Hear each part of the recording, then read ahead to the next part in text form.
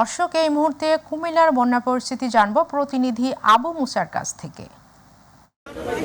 ধন্যবাদ আপনাকে। আমরা আছি এই মুহূর্তে কুমিল্লার বুড়িচং উপজেলার 16 নং ইউনিয়নে। আপনারা হয়তো দেখতে পাচ্ছেন আমার ঠিক পিছনে এখানে মূলত গতকাল রাত যেই 11:30 থেকে 12টার দিকে ভাঙনের সৃষ্টি হয়। এই জায়গাটিতে ছোট একটি ভাঙনের মাধ্যমে শুরু হয়, কিন্তু পর্যায়ক্রমে ভাঙনটি আপনারা দেখেই হয়তো বুঝতে পারছেন। এখানে 4 শতাধিক ফিট, প্রায় 450-500 ফিটের মতো কিন্তু ইতিমধ্যে ভেঙে গিয়েছে এবং প্রবল স্রোতে কিন্তু গুমতি থেকে পানি লোকালয়ে প্রবেশ করছে।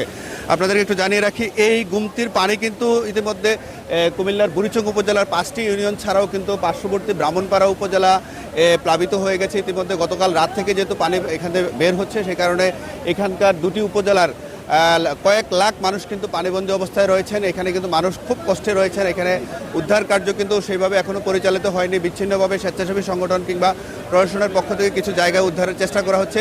আমরা যতদূর জেনেছি, এখানকার অসংখ্য মানুষ পানিবন্দী অবস্থায় বাড়িঘরে অবস্থান করছেন, কেউ পার্শ্ববর্তী বাড়ির ছাদে অবস্থান করছেন কিংবা টিনের চালে অবস্থান করছেন। সেমি পাকা যে ঘরগুলো রয়েছে অনেকগুলো প্লাবিত হয়ে গেছে কিংবা টিনের চাল উপড়ে গিয়েছে পানিতে। তো সব মিলিয়ে আমরা যতদূর জেনেছি, এখন পর্যন্ত কুমিল্লার এই গুমতি নদী ভাঙনের ফলে কিন্তু লাখ লাখ মানুষ পানিবন্দী অবস্থায় রয়েছে এবং ক্রমেই কিন্তু এই পানিটি পর্যায়ক্রমে লোকালের দিকে প্রবেশ করছে। এই প্রবেশের ফলে কিন্তু কুমিল্লার যে দুটি বুড়িচং উপজেলা, ব্রাহ্মণপাড়া উপজেলা ছাড়াও কিন্তু আমরা যতদূর জেনেছি, এখানে কিন্তু পার্শ্ববর্তী যে মুরাদনগর দেবিদ্বার উপজেলাও কিন্তু প্লাবিত হওয়ার একটি শঙ্কা রয়েছেন। এক কথায় বলা যায়, কুমিল্লার যে দেবিদ্বার, বুড়িচং, ব্রাহ্মণপাড়া এবং পাশাপাশি মুরাদনগর উপজেলাও কিন্তু পর্যায়ক্রমে প্লাবিত হবে বলে আমরা জানতে পেরেছি। তো এই ছিল কুমিল্লা থেকে এই বন্যার কিংবা গুমতি ভাঙনের সর্বশেষ অবস্থা।